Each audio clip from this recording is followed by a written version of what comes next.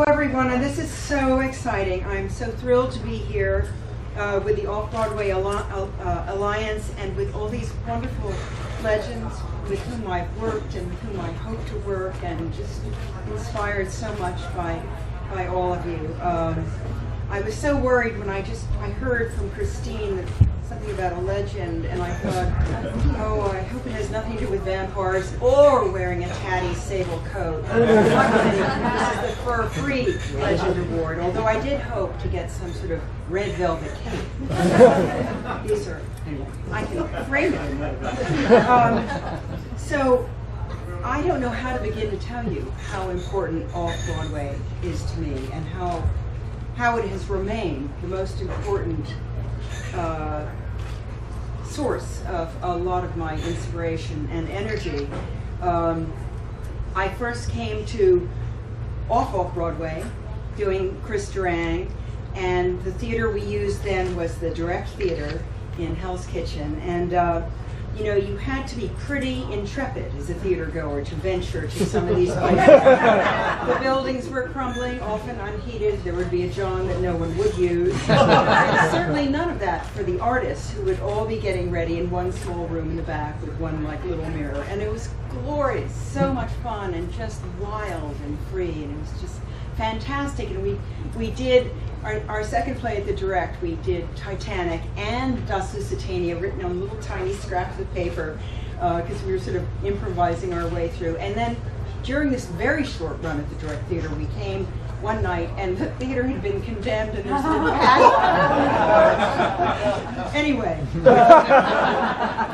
So then after a few other jobs, I actually got a paying job off Broadway with John Guare in Marco Polo Sings a Solo, where I got to play this Norwegian maid, Freydis, who cleans the glaciers of the home where Joel Grey, Ann Jackson, and Madeline Kahn were living. And I was actually not Freydis. My secret identity was that I was an escaped First Lady from the United States, something that I'm surprised doesn't happen more often. And I had escaped, and I was, you know, safe, but then my president husband was also an astronaut, played by Larry Brigman, and he found me without Google from outer space. He impregnated me, and I had this wonderful Theone Aldridge costume that lit up underneath my costume, and then I beeped and lit up, and I ran off stage to give birth to a full-grown man who jumped off a cliff with a herd of lambs. And it was during this time when I started to be offered like jobs in television, and nice jobs with very nice people. And I remember thinking, I don't want to go anywhere where I can't play a Norwegian maid. This is it for me. Anyway, yes, and where I could also play a little girl who kept a hedgehog in the kitchen. And I have to tell you that no matter where I've gone and what I do, and I think you can maybe see it in some movies, I guess, but I have always kept the spirit of Off-Broadway and Off-Broadway in my heart. If I were a vampire, I would, in my coffin, there would be soil from Off-Broadway.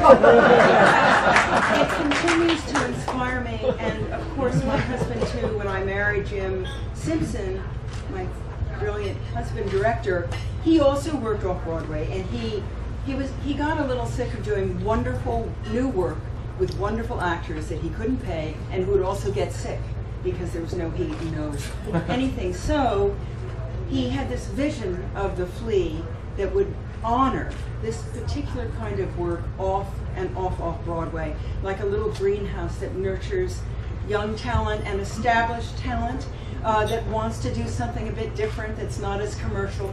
And so we founded that in '96, and we've since had hundreds of productions and been an artistic home for so many young people and established artists like Pete Gurney, who's written about 8 plays for the Flea, I think, by now, and it's just a great place to work, and we tried to create a state-of-the-art theater where artists had great dressing rooms, bathrooms with showers, and great bathrooms for you know, for the audience, and comfortable seating and great lighting. So I think I'm so proud of that.